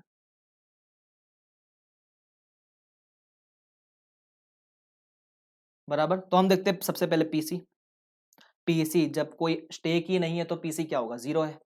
add previously held investment, कुछ भी पहले का स्टेक पड़ा है हमारे पास, नहीं, जीरो। ऐड क्या करना है हमको, एनसीआई ऐड करना है। अब एनसीआई कितना होगा, पूरा 100% होगा। क्या ये पॉसिबल है, हाँ, बिकॉज यहां कंट्रोल स्टेक के थ्रू नहीं कॉन्ट्रैक्ट के थ्रू आया है, ठीक है। तो एनसीआई का वैल्यू कितना है, एनसीआई वो बोलता है कि assume NCI to be measured at fair value. तो फेयर वैल्यू किसका, फेयर वैल्यू कौन किसको एक्वायर कर रहा है, सबसे पहले ये तो बता दो, हु इज द एक्वायरर। तो एक्वायरर इज सीता लिमिटेड, बराबर। Who is the acquiree, accounting point of view से एक्वायरी इज बीटा लिमिटेड। आप बोलोगे सर एक्वायरी तो डीएलसी है ना, अरे डीएलसी दो लोग का कॉम्बिनेशन है, सीता और बीटा, और इस डीएलसी को कौन कंट्रोल कर रहा है, सीता, तो बीटा को भी कौन कंट्रोल करेगा, अल्टीमेटली सीता, बराबर, ठीक है। तो ये एक्वायरी है बीटा, तो एनसीआई किसका होगा, एनसीआई ऑब्वियसली जिसको हम एक्वायर कर रहे हैं उसका होगा, तो बीटा का। तो बीटा का एनसीआई कितना है, 80 करोड़, बराबर। माइनस करेंगे आई एन ए कितना माइनस करेंगे, पूरा का पूरा 100%, कितना है आई एन ए, 70 करोड़, तो हम बोलते हैं आई एन ए 70 करोड़, बराबर। क्या मिल जाएगा तुमको, गुडविल 10 करोड़। तो आप बोलोगे सर एक्वायर नहीं किया फिर भी गुडविल, अरे ये एक्विजिशन हुआ है थ्रू कॉन्ट्रैक्ट, तो उस केस में ये गुडविल तो हम लिखेंगे, लेकिन ये पूरा का पूरा गुडविल किसको बिलोंग करता है, सिर्फ और सिर्फ एनसीआई को बिलोंग करता है। तो क्या सीता को कंसोलिडेशन बनाना पड़ेगा, the answer is yes. Even if there is no stake they will have to prepare consolidation. सबको समझा गया वाला पार्ट, यस। तो यही था इसका सार। यहाँ एक सेकंड पॉइंट में एक वर्ड ऐड कर देना, नॉन कंट्रोलिंग इंटरेस्ट, बराबर। गुडविल इनको भी कितना आया, 10 करोड़। सबको समझा ये वाला पार्ट। तो ऐसे कॉन्ट्रैक्ट में जहां एक्विजिशन हुआ है through through through only and only contract, contract मतलब जो भी बोर्ड ऑफ डायरेक्टर्स के थ्रू वगैरह, सीट ज्यादा ही इनके पास, 6 सीट है इनके पास, तो उसके थ्रू इनके पास क्या आ गया, कंट्रोल आ गया। तो ऐसे केस में एनसीआई बन जाता है 100%, हमारा स्टेक होता है 0%। सबको समझा ये वाला पार्ट, ठीक है, डन विद दिस। तो ये हमारा 103 में हो गया। 103 में 125 को प्लीज होमवर्क मार्क कर लो। होमवर्क मतलब ऐसे क्वेश्चंस जो एटलीस्ट जितने भी मैं होमवर्क दे रहा हूं, जहां लेकिन मैंने होमवर्क लिखा है वो रीड कर लेना। मतलब टाइम कम है, जैसे मैंने बताया था ना 50 क्वेश्चन में से 6-7 बताऊंगा ऐसे जो करके जाना, तो ये वो एक क्वेश्चन है, करके जाना ये। बाकी जहां मैंने कुछ भी नहीं लिखा है वो आप तब करना जब आपके पास थोड़ा एक्स्ट्रा टाइम है, हो सके तो टाइम निकालो और वो कर लो, जल्दी जल्दी हो जाएंगे वो, ठीक है। आगे 128 भी प्लीज एक बार रीड कर लेना, 129 भी रीड कर लेना। तो अगर मैं होमवर्क सेक्शन का बात करूं तो होमवर्क सेक्शन में आपके लिए कौन से है, एक तो है 125, एक है 128 और एक है 129। एग्जिस्टिंग कंसेप्ट के ऊपर एक क्वेश्चन है, कुछ कुछ ऐसा कुछ खास है नहीं इसके अंदर, ठीक है। उसके अलावा था एक इंडिया से सेपरेट फाइनेंशियल स्टेटमेंट्स, इसके ऊपर है ना जो थियोरी प्रेजेंट करने का तरीका है मॉड्यूल में बहुत सारा चेंज किया है और एक इलस्ट्रेशन ऐड किया है। आइडियली ये कंसेप्ट ऑलरेडी एग्जिस्ट करता था, ये भी आप ऐसे होमवर्क में लिख सकते हो, लेकिन इस क्वेश्चन में एक चेंज करना है आपको। एग्जिस्टिंग के बदले यहां लिखो प्रोपोज और प्रोपोज के बदले यहां लिखो एग्जिस्टिंग। ये मिस्टेक मेरा नहीं है, ये मिस्टेक मॉड्यूल के अंदर है। ये मत बोलना सर मिस्टेक कर दिया, मॉड्यूल के अंदर ऐसा मिस्टेक हुआ है, प्लीज तो ये रेक्टिफाई करो और एक बार रीड करो। थियरी क्वेश्चन ज्यादा कुछ है नहीं इसके अंदर, राइट। तो हम अगर हम देखेंगे तो हमने अब तक कितना कवर कर लिया है, हमने 102 कवर कर लिया है, 103 कवर कर लिया है, और 27 में कोई भी कंसेप्ट एडिशन नहीं है, एक इलस्ट्रेशन था, वो भी मैंने इंक्लूड क्यों किया है, क्योंकि यहाँ थोड़ा सा मिस्टेक किया है मॉड्यूल ने, तो वो बताने के लिए मैंने इसको इंक्लूड किया था, बराबर। तो 27 वगैरह भी अपना हो गया है। फटाफट एक 5-10 मिनट्स का ब्रेक ले लो, then we will continue with the remaining content which we have to cover in this video. चलो, तो हमारा कौन सा हो चुका, अभी 103 भी हो चुका, 27 भी हो चुका, और उसके पहले हमने कौन सा वाला किया था, 102, वो भी कंप्लीट हो चुका, right. Now we move on to 110। 110 के अंदर कोई भी अमेंडमेंट वगैरह नहीं है, सिर्फ जो स्टार्टिंग का कुछ पॉइंट्स है जो थोड़ा बहुत ऐड हुआ है वो मैं डिस्कस करूंगा। ये करने के बाद अगर आप मेरे से पूछोगे सर क्या मेजर अमेंडमेंट वगैरह कुछ बाकी है क्या, तो एक टॉपिक है CSR, कॉर्पोरेट सोशल रिस्पॉन्सिबिलिटी। उसमें practical life point of view से एक बहुत बड़ा अमेंडमेंट है, but exam point of view से छोटा सा अमेंडमेंट है, तो वो एक चीज बचेगी मेजर। उसके अलावा मेजर और कुछ भी नहीं बचेगा। तो आइडियली अगर मैं बोलूं तो वो जो मेजर था वो 103 के अंदर था, कॉन्सेंट्रेशन टेस्ट, वो बहुत इंपॉर्टेंट था। उसके अलावा मेजर अभी कुछ भी नहीं बचता है, कुछ भी नहीं, बट फिर भी जो छोटा मोटा चीज है वो हम डिस्कस करेंगे, ठीक है। आ जाओ 110 के अंदर। सबसे पहला पॉइंट है loss of control of a subsidiary in 2 or more arrangements. अब देखना, ध्यान से देखना क्या बोलता है, वो लॉस ऑफ कंट्रोल का बात कर रहे हैं। तो मैं आपको एक कंसेप्ट थोड़ा सा रिकॉल करवा दूं। फॉर एग्जाम्पल, मैं एक पेरेंट कंपनी हूं, राइट, और मेरे पास किसी सब्सिडरी में कितना इन्वेस्टमेंट है, 80% इन्वेस्टमेंट है, बराबर। तो वो मेरी कंपनी का हो जाएगी, वो सब्सिडरी हो जाएगी। 20% किसके पास है, 20% एनसीआई के पास है। लेट्स से फॉर एग्जांपल इस 80% में से मैंने कुछ डिस्पोज किया, थोड़ा थोड़ा डिस्पोज किया। मैंने फर्स्ट हाफ में 20% डिस्पोज किया, बराबर। कितना डिस्पोज किया, 20%। तो 20% डिस्पोज करने के बाद मेरा स्टेक कितना बचेगा, मेरा स्टेक बचेगा 60%। तो क्या ऐसे 20% डिस्पोजल के बाद मेरा कंट्रोल चला गया क्या, द आंसर इज नो। तो उस केस में ऐसे डिस्पोजल को हम बोलते हैं without loss of control, that is disposal without loss of control.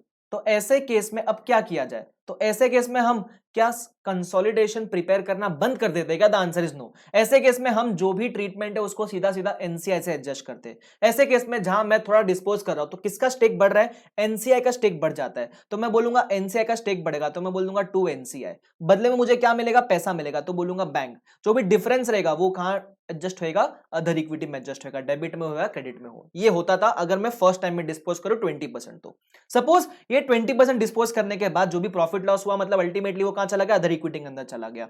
मैंने बाद में आगे जाके और 40% डिस्पोज कर दिया। अब ये जो नेक्स्ट सेकंड डिस्पोजल जो मैंने किया है, सेकंड डिस्पोजल करने के बाद क्या मेरा कंट्रोल भी चला गया, था आंसर इज यस। तो जब कंट्रोल चला जाएगा तो आप सिर्फ एनसीआई को इंक्रीज डिक्रीज नहीं, आप पूरा का पूरा कंसोलिडेशन प्रिपेयर करना बंद कर दोगे, तो वो सारी के सारी डी रिकग्निशन वाली एंट्रीज आ जाएगी, बराबर। अब सुनना हुआ क्या, जब हमने ऐसा ट्रांजैक्शन किया जहां हमने डिस्पोजल एक से ज्यादा ट्रांजैक्शन के अंदर डिस्पोजल वगैरह किया है, तो ऐसे केस में हम कंसोलिडेशन प्रिपेयर करना बंद कब करते हैं, जब हमने सेकंड वाला डिस्पोजल किया, बराबर। लेकिन जो फर्स्ट डिस्पोजल किया, इस फर्स्ट डिस्पोजल पे होने वाले प्रॉफिट लॉस को हमने कहां ट्रांसफर किया, अदर इक्विटी में ट्रांसफर किया।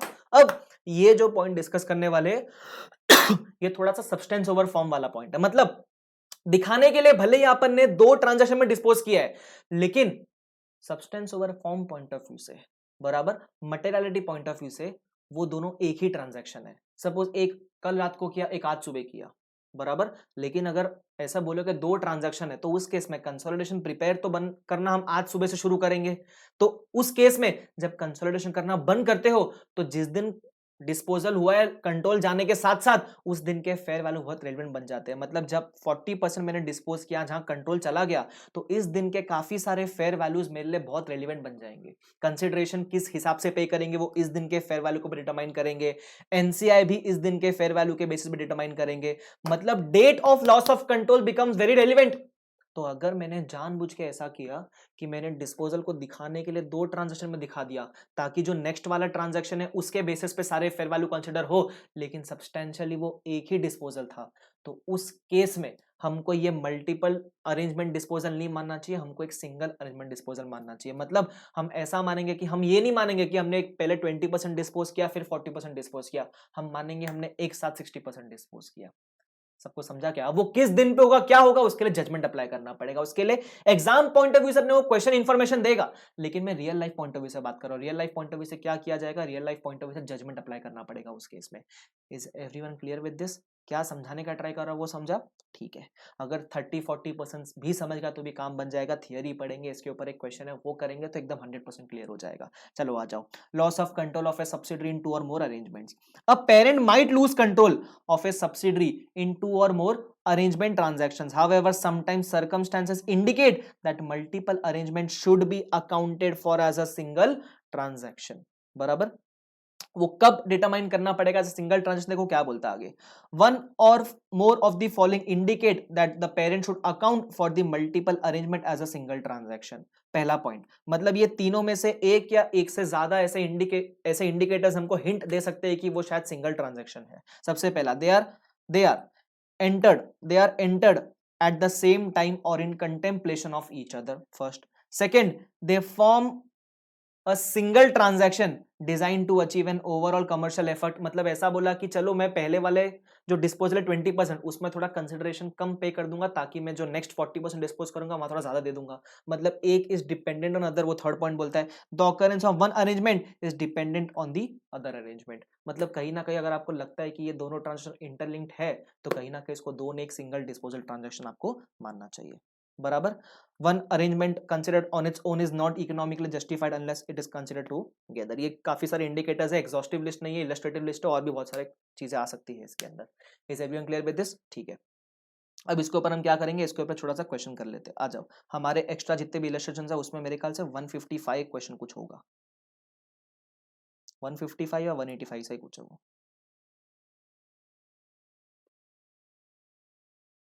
ये रहा 155। देखो क्या बोलता है, loss of control of a subsidiary in 2 transaction. सबसे पहला रीड करते हैं। MN limited was holding 80% stake in UV limited.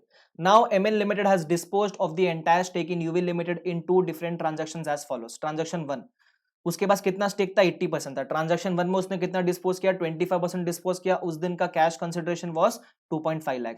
Next dispose किया 55%, उस दिन का कैश कंसिडरेशन वाज 5.5 लाख। बराबर? अगर मैं बात करूं कंट्रोल कौन से वाले डिस्पोजल में गया है तो कंट्रोल सेकंड ट्रांजैक्शन वाले डिस्पोजल में गया है। ठीक है, आगे बात करते हैं। Both the transactions have happened with in a period of 1 month in accordance with the guidance given in 110. both transactions have to be accounted as a single transaction। मैंने बताया था एग्जाम पॉइंट ऑफ व्यू से वो बता देंगे कि आपको single मानना है कि अलग अलग मानना है। वो तो बताता है कि वो गाइडेंस के हिसाब से हमको ट्रीट करना है कि वो सिंगल ट्रांजैक्शन है। मतलब ऐसा मत मानो कि पहले 25 डिस्पोज किया फिर 55 डिस्पोज किया, ऐसा मानो सीधा सीधा एक साथ 80% डिस्पोज किया। ठीक है। The net assets of UV and NCI on the date of both the transactions were 9 lakhs and 1,80,000 respectively. How should MN account for the transaction? देखो यहां तो बहुत सिंपल काम कर दिया गया आपके लिए थोड़ा कॉम्प्लिकेटेड तब होता जब फेयर वैल्यू 2 दिन की दी गई होती। एक तो जब ट्रांजैक्शन 1 एंटर किया उस दिन का फेयर वैल्यू, और जब ट्रांजैक्शन 2 एंटर किया उस दिन का फेयर वैल्यू। तो कौन सा वाला फेयर वैल्यू कंसीडर करते? वो वाला फेयर वैल्यू कंसीडर करते जब इन लोग बोलते हैं ना कि सिंगल ट्रांजैक्शन अकाउंट करने का, तो मेरे हिसाब से शायद ट्रांजैक्शन नंबर 2 वाला फेयर वैल्यू अज्यूम करते हैं, और हम मानते हैं कि ट्रांजैक्शन नंबर 2 के टाइम पे 80% डिस्पोज किया है। या फिर आप ऐसा भी कर सकते थे कि ट्रांजैक्शन नंबर 1 वाला फेयर वैल्यू अज्यूम कर लो और ऐसा मान लो कि ट्रांजैक्शन नंबर 1 के टाइम ही सब कुछ डिस्पोजल वगैरह हो चुका है। बराबर? तो वो थोड़ा सा एक्स्ट्रा इंफॉर्मेशन देते और ये बोलते कि कौन से दिन का ट्रांजैक्शन का वैल्यू रेलेवेंट है, तो वो और मजा आता। यहाँ तो डायरेक्टली फेयर वैल्यू वगैरह दिया हुआ है, कुछ क्वेश्चन बना ही नहीं है इसके अंदर। बराबर? तो उस केस में कैसे किया जाएगा? हमको कितना पैसा मिल रहा है? पैसा मिलता है हमको 8 लाख। उसमें से डे के नेक्स्ट क्या क्या करेंगे हम? जितने भी असेट्स है वो बाहर कर देंगे, जितना भी एनसी है वो बाहर कर देंगे, बैलेंस मिलेगा हमको प्रॉफिट एंड लॉस में हमको कितना बुक करना है। खत्म हो गया ये वाला पार्ट और कुछ नहीं बचता है इसके अंदर। सब कुछ समझता है वाला पार्ट। एक बार ये नीचे वाला पॉइंट बस रीड कर लेना और कुछ बचेगा नहीं इसके अंदर। ठीक है, तो 155 को आप कर लो। मेरे हिसाब से उसको एलडीआर भी मार्क कर दो, एक 4 मार्क के लिए क्वेश्चन डेफिनेटली बन सकता है। ठीक है, तो ये हमारा हो गया जो एक पॉइंट ऐड हुआ था 110 के अंदर, उसके ऊपर जो भी क्वेश्चन था वो भी हमने डिस्कस कर लिया। ठीक है, अब आ जाओ हम आते हैं नेक्स्ट पॉइंट की तरफ। ये पॉइंट नंबर 2 110 के अंदर ही है। Subsidiaries cumulative preference shares classified as equity and held by NCI। ठीक है, अज्यूम कर लो सब्सिडरी के बुक्स में कुछ प्रेफरेंस शेयर कैपिटल है। अब प्रेफरेंस शेयर कैपिटल या तो इक्विटी हो सकता है या फिर लाइबिलिटी हो सकता है, बराबर। अगर वो इक्विटी है, वो कब होगा? जब वो इक्विटी का definition as per Ind AS 109 meet करता है। वो तो बोलता है कि समझ लो वो प्रेफरेंस शेयर कैपिटल इक्विटी है और वो किसको बिलोंग करता है? पूरा का पूरा एनसीआई को बिलोंग करता है। तो उस केस में एक ट्रीटमेंट का बात करते हैं। जो भी ध्यान देना, जो भी सब्सिडरी का प्रॉफिट्स होता है, कौन सा वाला profit? Post acquisition profit. Post acquisition profit मतलब पेरेंट ने जब सब्सिडरी का स्टेक एक्वायर किया उसके बाद होने वाले जितने भी प्रॉफिट्स है उसको हम बोलते हैं post acquisition profits. Post acquisition profit में दो लोग का हिस्सा होता है, एक होता है पेरेंट का और एक होता है एनसीआई का, उनके रिस्पेक्टिव स्टेक के बेसिस पे, बराबर। अब वो बोलते हैं कि जब भी एनसीआई के पास अगर प्रेफरेंस शेयर कैपिटल है सब्सिडरी का और वो क्लासिफाइड होता है एज इक्विटी, तो उस केस में जब आप प्रॉफिट्स निकालोगे तो प्रॉफिट्स में से सबसे पहले ये जो प्रेफरेंस शेयर कैपिटल के ऊपर जो भी डिविडेंड है, प्रेफरेंस डिविडेंड है, बराबर, वो माइनस करना। उसके बाद ये जो बैलेंस बचेगा ना, इसको आप दो लोग में बांटना। बस इतना सा ये पॉइंट बोलता है और कुछ नहीं है इसके अंदर। फटाफट आ जाओ, रीड कर लेते हैं। If a subsidiary has outstanding cumulative preference shares that are classified as equity and are held by an NCI, then entity shall compute its share of profit or loss after adjusting for the dividends on such share। मतलब post acquisition profit consider करने के लिए पहले profit में से dividend minus कर देना। अच्छा, ये डिविडेंड किसको अलॉट होगा? पूरा का पूरा एनसीआई को अलॉट कर देने का, बराबर। और फिर जो रिमेनिंग बैलेंस बचता है वो आप जो भी उनका परसेंटेज स्टेक रहेगा, फॉर एग्जांपल 70-30%, उस स्टेक में क्या कर दो? एलोकेट कर दो। सबको समझता है वाला पार्ट? नीचे एग्जांपल भी दिया हुआ है बहुत बढ़िया सा, उसको आप एक बार रीड कर लेना। सबको समझता है? ठीक है। उसके बाद accounting for a change in investment and status, ये मेरे ख्याल से पहले भी था, तो एक बार जस्ट रीड कर लेना। थोड़ा सा प्रेजेंटेशन वगैरह इसका चेंज हुआ है, वो एक बार रीड कर लेना, ज्यादा कुछ खास है नहीं। उसके बाद आता है कंट्रोल इवैल्यूएशन। कंट्रोल का बहुत बड़ा थियरी पहले भी दिया हुआ था, कंट्रोल का बहुत बड़ा थियरी अभी भी दिया हुआ है। थियरी अभी भी था, पहले भी था, लेकिन सिर्फ एक्सप्लेन करने का तरीका बदला, ये बोल्ड करके हाईलाइट किया हुआ है। Not a new concept, please confuse मत होना कहां से आ गया ये सब। कंसेप्ट नया नहीं है, सिर्फ एक्सप्लेनेशन चेंज हुआ है इसका, ठीक है। तो एक बार मेजर अगर आप देखोगे ना 56 पेजेस में से 50% तो यही है। टाइम है तो पढ़ो, नहीं है तो जाने दो। 4-5 मार्क के लिए आप नहीं करोगे तो भी चलेगा, बराबर, लेकिन नहीं करके जा रहे हो तो अपने रिस्क पे करके जाना।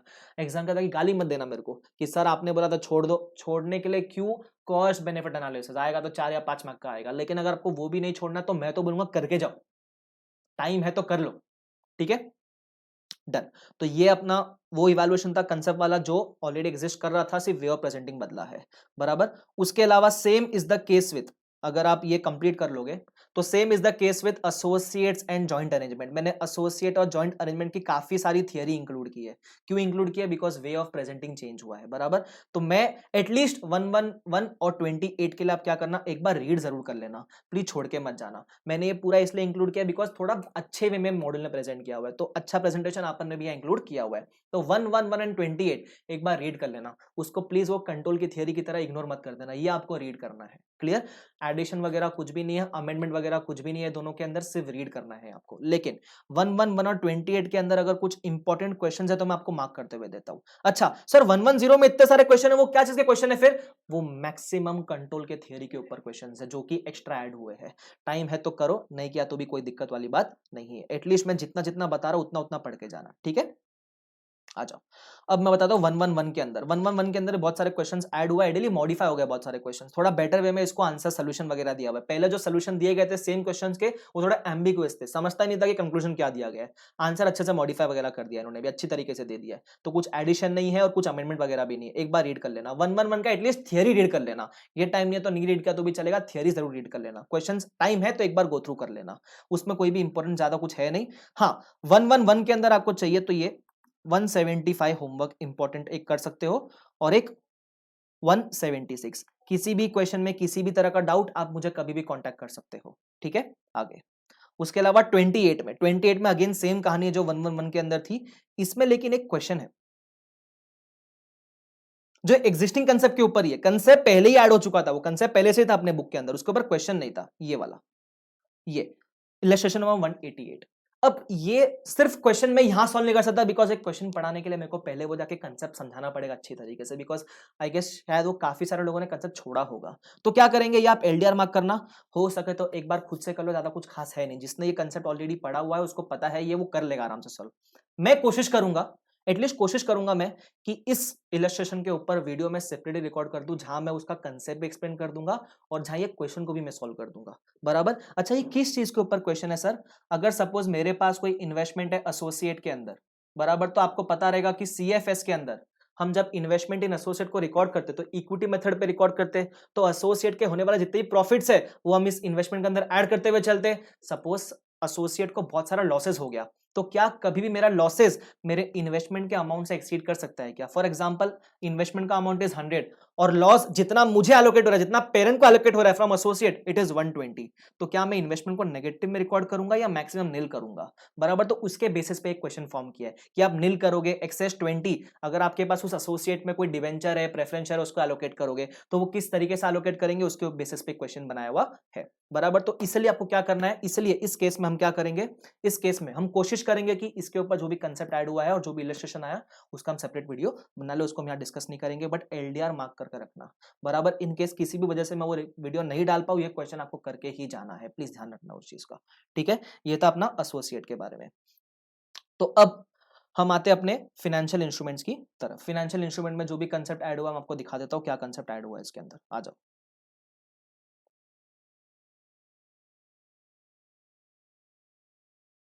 ये रहा। बराबर। ठीक है, अब वो कंसेप्ट में क्या चेंज है ध्यान से देखना। Transaction which are considered to be at of market terms, मैं आपको सीधा सीधा एक्सप्लेन करता हूं क्योंकि मैं बता चुका हूं ऑलरेडी, ये अमेंडमेंट वही देख रहे हैं जो ऑलरेडी एक बार एफआर पढ़ के आए। सिंपल सिंपल, सपोज एक क्वेश्चन था सिक्योरिटी डिपॉजिट वाला, बराबर, जहां हमने सिक्योरिटी डिपॉजिट एक्सेप्ट किया है एट 0% रेट ऑफ इंटरेस्ट। बराबर। तो उस केस में हमको ऐसे ट्रांजैक्शंस को वैल्यू करना होता था at fair value. Fair value मतलब present value using market rate of interest. बराबर। बट अगर हम फेयर वैल्यू निकालेंगे और उसको डे वन के ट्रांजैक्शन प्राइस से कंपेयर करेंगे तो कुछ तो डिफरेंस आता था। ऐसे डिफरेंस को हम in case of security deposit, deposit कब देते हैं हम, जब सपोज मैंने किसी जगह को रेंट पे लिया है, तो जब आप रेंट पे लेते हो तो आपको कुछ डिपॉजिट जमा करना पड़ता है। ऐसे डिपॉजिट रेंट फ्री ही होते हैं, ऐसे डिपॉजिट इंटरेस्ट फ्री होते हैं बेसिकली। बराबर। बट नॉर्मली अगर आप ऐसा किसी को पैसा वगैरह देते तो आप इंटरेस्ट चार्ज करते हैं। तो ऐसे केस में हम जब फेयर वैल्यू निकालते हैं तो फेयर वैल्यू में तो हम डिस्काउंट करते हैं कैश फ्लोस को using market rate of interest, लेकिन ट्रांजैक्शन प्राइस तो कुछ और है। तो फेयर वैल्यू और ट्रांजैक्शन प्राइस के डिफरेंस को क्या कंसिडर किया जाए, तो सिक्योरिटी डिपॉजिट वाले केस में हम ऐसे डिफरेंस को कंसिडर करते थे एज प्रीपेड लीज रेंट। क्या कंसिडर करते थे, एज प्रीपेड लीज रेंट। और ऐसे प्रीपेड लीज रेंट को हम दिखाते थे हमारे बैलेंस शीट के असेट साइड में, और ओवर द पीरियड ऑफ जितना भी रेंट का पीरियड था वो 4 साल 5 साल, उतने साल में उसको राइट ऑफ किया करते थे। बराबर। लेकिन अब ये प्रीपेड लीज रेंट नहीं दिखेगा बिकॉज ऑफ इंड AS 116। वो बोलता है कि सिक्योरिटी डिपॉजिट पे जो भी आपका डिफरेंस आता है, ऐसे डिफरेंस को आप क्या दिखाओगे, एडजस्ट करोगे एज एन ROU असेट। मतलब उसको basically prepaid lease rent asset side में दिखाने के बदले जो असेट साइड में आपका ROU असेट दिख रहा है उसमें ऐड करते हुए चल देना। बस ये एक छोटा सा चेंज है बिकॉज ऑफ इंड AS 116। तो इसके वजह से एक क्वेश्चन इंपैक्ट हुआ है, वो क्वेश्चन का आपको नंबरिंग बता दूंगा। वो क्वेश्चन ऑलरेडी एग्जिस्ट करता था, कुछ भी चेंज नहीं उस क्वेश्चन के अंदर, सिर्फ ये जो ट्रीटमेंट आपको बताया वो उसका चेंज हुआ है। तो फटाफट उसको नोट कर लो और एक बार फटाफट उसको प्रैक्टिस कर लेना। ये था 199 जो कि अपन अभी जस्ट डिस्कस किया। बराबर। जो डिफरेंस आएगा डे वन पे, ऐसे डिफरेंस को हम क्या मानते थे, प्रीपेड लीज पेमेंट। तो उस केस में हमको कहां एडजस्ट करना है, उसको ROU असेट में उसको एडजस्ट करना है। जब सॉल्व करोगे इजीली समझ जाएगा, टाइम कंज्यूम आपका ज्यादा मैं नहीं करूंगा। ठीक है, चलो। तो ये हमारा फाइनेंशियल इंस्ट्रूमेंट में जो भी चेंज था वो। उसके अलावा फाइनेंशियल इंस्ट्रूमेंट के अंदर भी इंड AS 110 की तरह बहुत सारे थियरी क्वेश्चंस ऐड हुए हैं। वो थियरी क्वेश्चंस आपके पास टाइम है तो करो, नहीं है तो मत करो। अगर स्क्रॉल करते करते कोई प्रैक्टिकल क्वेश्चन दिखता है तो एक बार सॉल्व करके जरूर जाना उसको, बट क्योंकि वो कोई चेंज नहीं है, कोई एडिशन नहीं है, हम उसको यहाँ डिस्कस नहीं करेंगे। सबको समझता है वाला पार्ट, डन। तो फाइनेंशियल इंस्ट्रूमेंट में जो भी मेजर था वो आपको बता दिया। अब ये जो मैंने आपको बताया ना 109 के अंदर मेजर वाला पार्ट, इसका जो क्वेश्चन अभी बताया LDR मार्क कर देना उसको, सिक्योरिटी डिपॉजिट वाला, क्योंकि चेंज हुआ है तो चांसेस है कि वो एग्जाम में प्रकट हो जाए। ठीक है, उसके बाद अगर हम देखेंगे तो प्रैक्टिकल वाले एस्पेक्ट में ज्यादा कुछ ऐड तो हुआ नहीं है। 102 देखा, कुछ ऐड नहीं है, क्वेश्चन तक डिस्कस किया। 103 देखा, कंसंट्रेशन टेस्ट इंपॉर्टेंट था, उसका एग्जांपल इंपॉर्टेंट था, बाकी कुछ खास था नहीं। 110 देखा, 110 में जो स्टार्टिंग का था कि वो डिस्पोजल 2 बार किया है तो 2 कंसिडर करे कि 1 कंसिडर करे, वो थोड़ा था, बाकी कुछ इतना खास था नहीं। 28 111 के अंदर वे ऑफ एक्सप्लेनिंग काफी चेंज हुआ, तो मैंने बताया एक बार रीड जरूर कर लेना। ठीक है, उसके अलावा फाइनेंशियल इंस्ट्रूमेंट में क्वेश्चंस तो बहुत सारे, लेकिन अमेंडमेंट देखे तो अमेंडमेंट एक ही है, वो अमेंडमेंट डिस्कस कर लिया, ट्रीटमेंट आपको शॉर्ट में बता दिया, क्वेश्चन बता दिया कौन सा आपको प्रैक्टिस करना है उसके ऊपर, बराबर। फाइनेंशियल इंस्ट्रूमेंट बहुत इंपॉर्टेंट टॉपिक है, आप प्लीज ध्यान रखना, आपने उसको अच्छी तरीके से अपने लेक्चर में कवर किया, प्लीज अच्छे से करके जाना उसको, 20 मार्क्स तक का आ जाता है वो, ठीक है। तो ये अपना हो गया। उसके बाद हम आगे बढ़ते हैं टूवर्ड्स कॉर्पोरेट सोशल रिस्पॉन्सिबिलिटी, ठीक है। इसमें एक पॉइंट डेफिनेटली अमेंड हुआ है, वो पॉइंट का अमेंडमेंट क्या है प्लीज ध्यान से सुन लेना।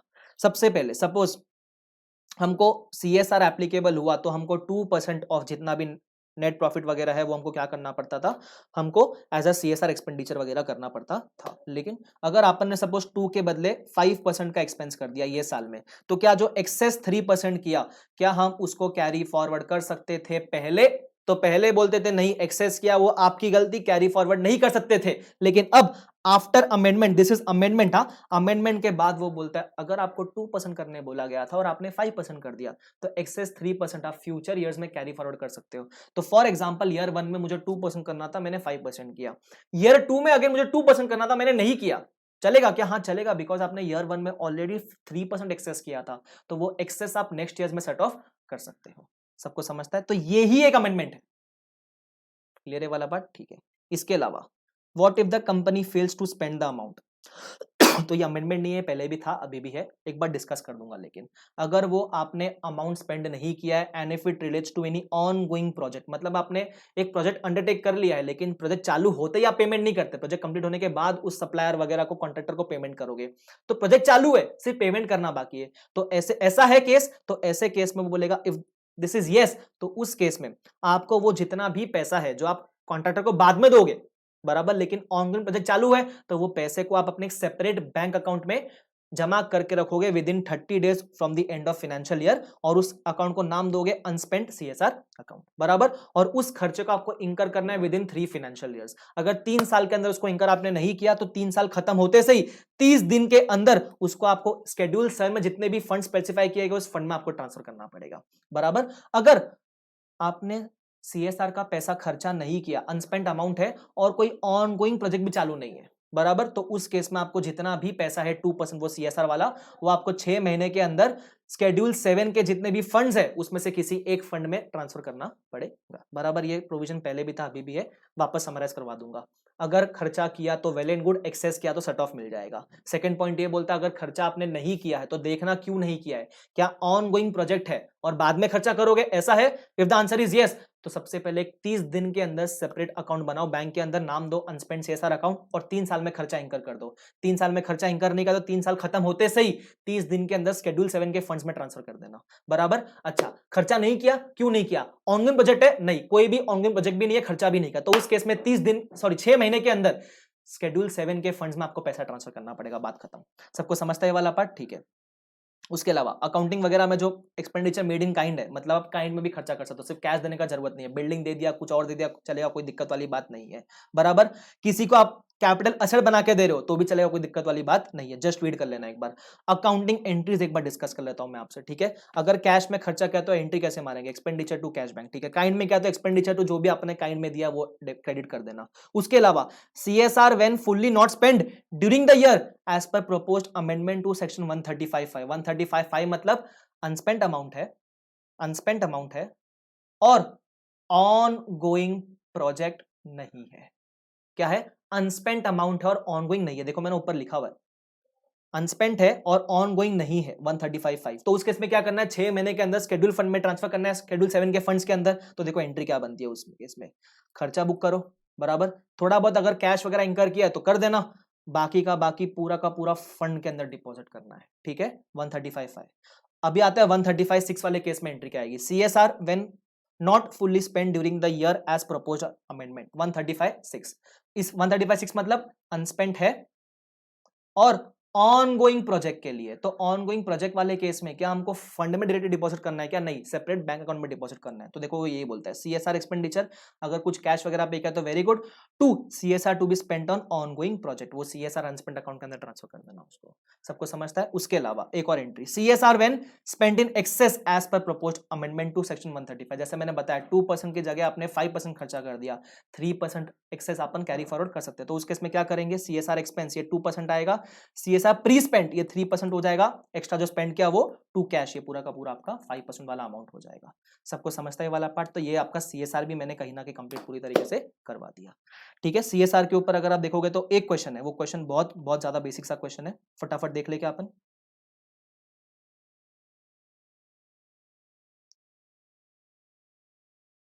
ये रहा अमेंडमेंट, ये क्वेश्चन उसी पार्ट के ऊपर है कि सपोज देखो, फटाफट रीड कर लेते, ध्यान देना। ABC is a company which is covered under ambit of CSR rules. As part of its CSR contribution, an amount of 15 lakhs was spent as CSR expense towards education of girl child. The average net profit of the company for the past 3 years was 70 lakhs. ठीक है, as the company incurred a CSR expense in excess of what is required, it is decided to utilize the expense as a carry forward to the next year and reduce next year's expense by 1 lakh. मतलब वो 70 लाख का 2% निकालोगे तो कितना आएगा? ये 7 करोड़ होना चाहिए क्या?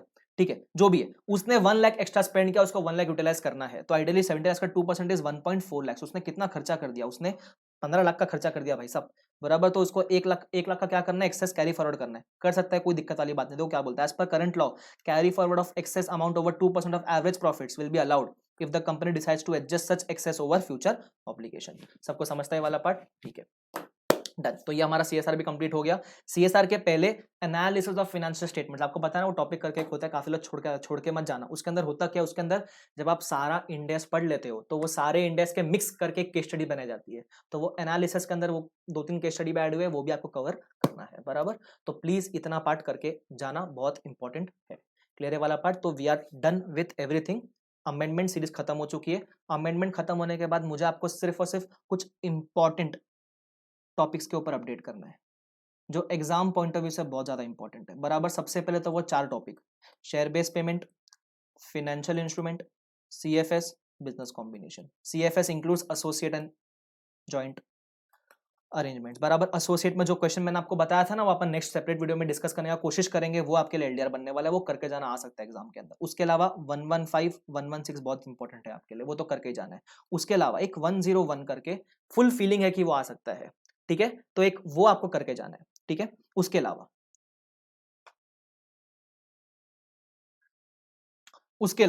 101 बताया, फिर लिख लो 12 दैट इज इनकम टैक्सेस, 16, 19, 33, 105।